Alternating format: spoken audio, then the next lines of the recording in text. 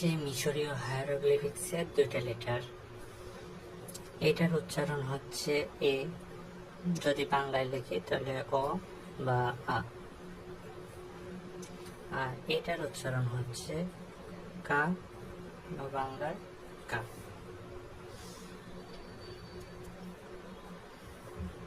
মিশরীয় হায়ারোগ্লিফিক্সের এই লেটার লেখার দুইটা স্টাইল আছে, একটা হচ্ছে এদিক থেকে এদিকে যায়, এদিক থেকে এদিক। যখন বাম থেকে ডান দিকে যায় তখন পাখির মাথা টাথা এদিকে থাকে, আর যখন ডান থেকে বামে লেখা হয় তখন পাখির মাথা এদিক ঘুরে যায়। এটা হচ্ছে হায়ারোগ্লিফিক্সের নিয়ম। তো এই পাখিটা লেখা হইতো না, এটা হচ্ছে পাথরে খোদাই করা হইতো। এই খোদাই করার পর যখন হচ্ছে পরবর্তীতে প্যাপিরাস আসে, প্যাপিরাসে তো আর সুন্দর করে আস্তে আস্তে ড্রয়িং করার সময় থাকতো না, তো ওই সময় লোকজন যেটা করতো সেটা হচ্ছে যে দ্রুত পাখি আঁকতো এরকম। এইটা আস্তে আস্তে এইভাবে ডেভেলপ করলো, আর এরপরে আরামাইক লেটার আসলো। দেখেন এই টানটা হচ্ছে এই যে, এইটা এই যে, আর এইটা এই যে, মানে খুব শর্টকাটে। এই আরামাইক লেটার এই পর্যন্ত হচ্ছে, এটা হচ্ছে আমাদের একটা পয়েন্ট। আর এই যে যে গরুর মাথাটা, অনেক ভাষাবিদের মতে এইটা থেকে হচ্ছে আরামাইক লেটারটা আসছে। তার একটা কারণ হচ্ছে সিনাই উপদ্বীপ বা ওটাকে কি বলে, মিশরের একটা জায়গা, যাই হোক, তো সিনাইয়ের সেরাবিতেল খাদিম একটা জায়গা আছে, ওইখানে হচ্ছে এরকম লেটার পাওয়া যায়, যেটা হচ্ছে এই গরুর মাথাটা এর দ্বারা করা হয়। আর সিনাইয়ের ওয়াদি এল হোল নামে একটা জায়গা আছে, সেইখানে হচ্ছে এরকম ডিজাইনের একটা গরুর মাথা আছে, দুইটাই এ, কিন্তু মিশরীয় হায়ারোগ্লিফিক্সে এটা আবার কা। তো অনেক ভাষাবিদের মতে এই গরুর মাথাটা হচ্ছে এইভাবে পরে ডেভেলপ করে, যেটা হচ্ছে ফনিশীয় লিপি, এরপরে এইভাবে আসে, এরপরে এটা এইভাবে আরামাইকে যায়, এটাও কিন্তু আরামাইক, আর এরপরে এটা এইভাবে হয়। তো মূল কথা হচ্ছে এই লেটার থেকে এটা হোক বা এই লেটার থেকে এটা হোক, কোনো না কোনো একটা থেকে মূল কথা আরামাইক লেটারটা হচ্ছে হয়েছে। এই আরামাইক লেটার থেকে আপনারা যদি হিব্রু লেটার দেখেন, মডার্ন ফন্টটা দেখাই,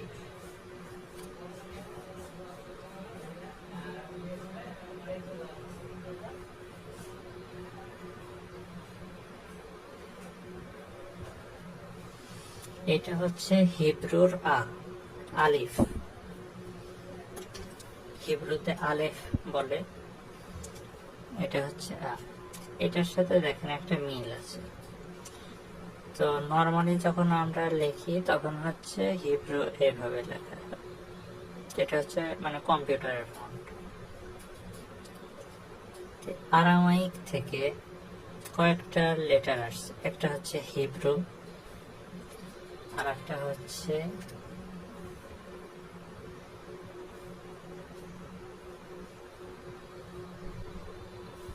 ব্রাহ্মী,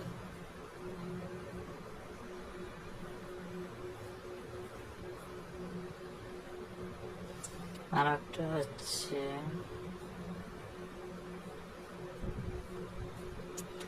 এটার নাম হচ্ছে সামারাতীয়, আর পরে আর একটা হচ্ছে হাথরিয়।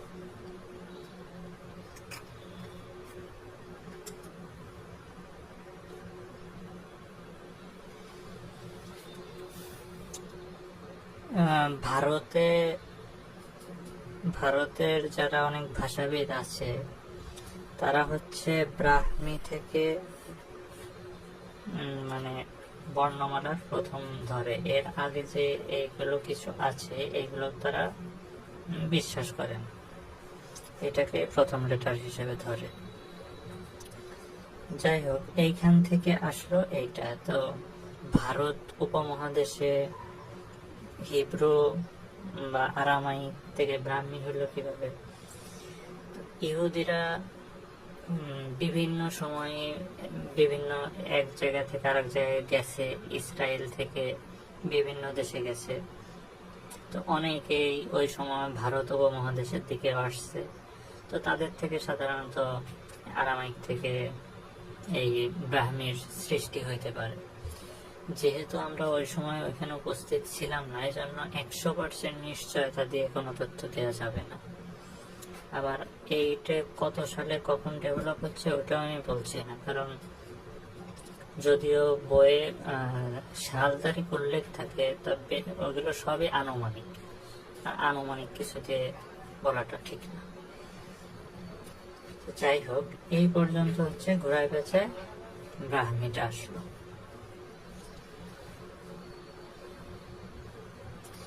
এই ব্রাহ্মী থেকে ব্রাহ্মীটা মানে ভারতে ব্যবহার করা হচ্ছে। তো এরপরে আসলো হচ্ছে গুপ্ত লিপি। এটা হচ্ছে গুপ্তর সরেও। এই মানে ভারতে যখন গুপ্ত যুগ, ওই সময় বেশ মানে লেখালেখির চল শুরু হয়ে গেছে। আপনার পাথরে খোদাই বা তাল পাতায় লেখা, যার কারণে বিভিন্ন অঞ্চলে মানুষের যে হাতের লেখার যে একটা পার্থক্য, ওই পার্থক্যের কারণে হচ্ছে এক একটা লেটার এক এক রকম ডেভেলপ হয়েছে। এই গুপ্ত থেকে যে লেটারগুলো আসছে, একটা হচ্ছে এরকম, মিল আছে কিন্তু হাতের লেখার পার্থক্যের কারণে একটু আলাদা।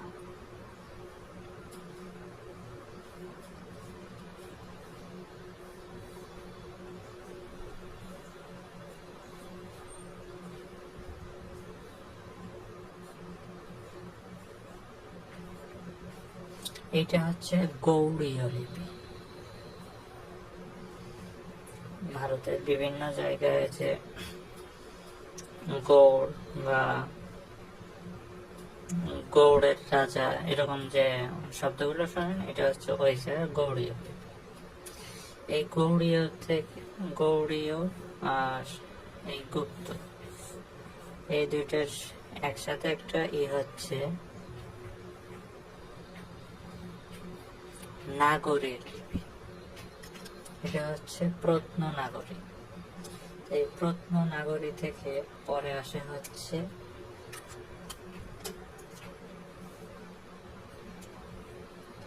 দেবনাগরী, তারপরে আরো অনেকগুলো আছে, নন্দীনাগরী, তারপরে গুজরাটি। এইটা হচ্ছে আলাদা।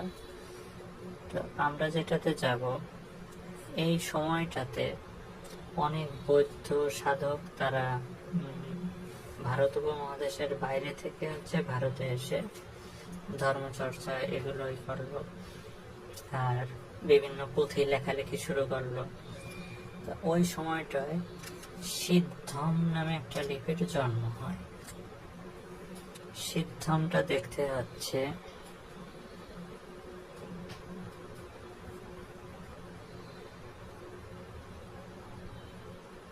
এরকম।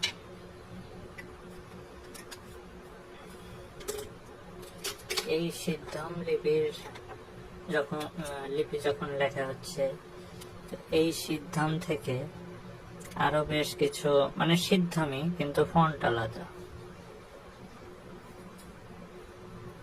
এরকম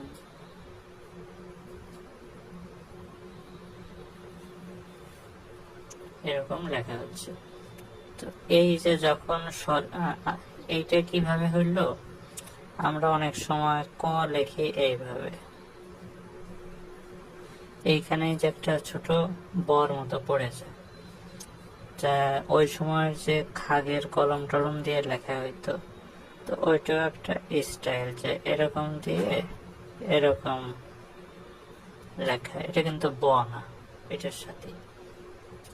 তো যখন এরকম লেখা হচ্ছে, তো এইটা থেকে তীর হুতা নামে একটা নতুন বর্ণমালা শুরু হইলো। এটার কম্পিউটার ফন্ট হচ্ছে এরকম, আর পাণ্ডুলিপির ফন্ট হচ্ছে এরকম। এই তীর হুতা যখন প্র্যাকটিস করা হচ্ছে একদিক থেকে, অন্যদিকে এইটা থেকেই আবার বাংলার পুঁথিও লেখা হচ্ছে। এই যে সরেওয়ার সাথে যে একটা মিল আছে,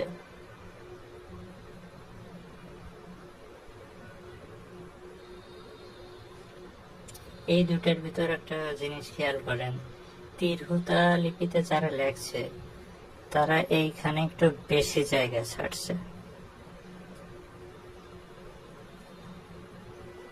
হইল না,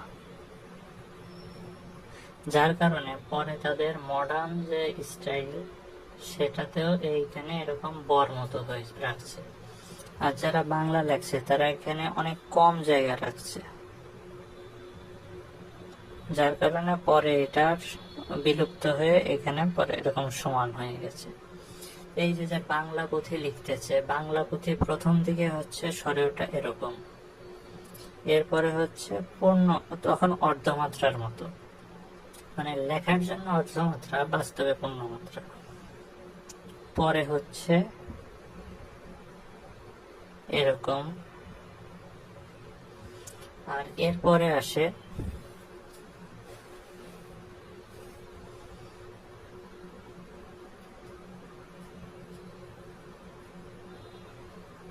এরকম।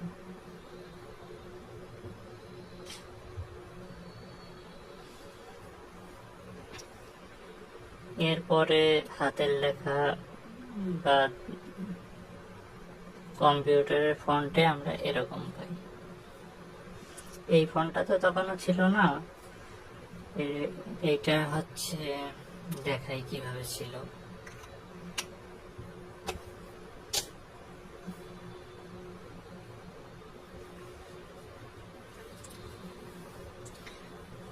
বাংলা যখন বিভিন্ন বই পুস্তক ছাপানো হচ্ছে, তো ওই সময় হচ্ছে ব্লক ফন্ট আসে, কাঠের ইসের লেখা থাকতো, ওইটা হচ্ছে দেখতে এরকম।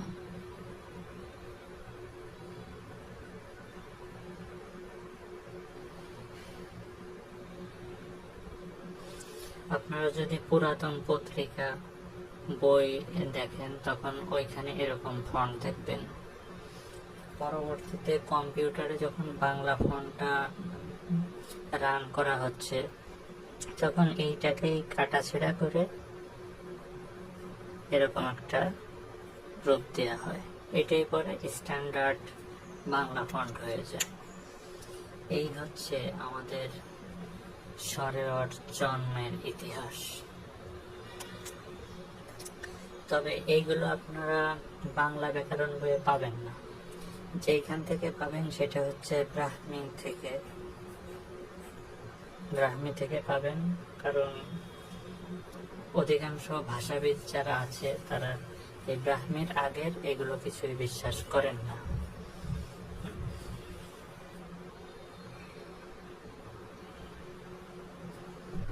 এই যে ফনিশীয়,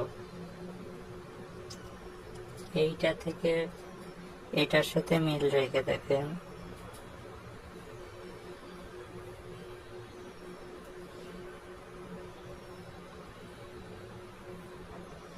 এই যে এটা হচ্ছে গ্রিকদের প্রথম দিকের স্বর, মানে এ, এইটাই পরে গ্রিকরা এইভাবে এ লেখে, আর পরে রোমান লাতিনেও এ শুরু হয়েছে।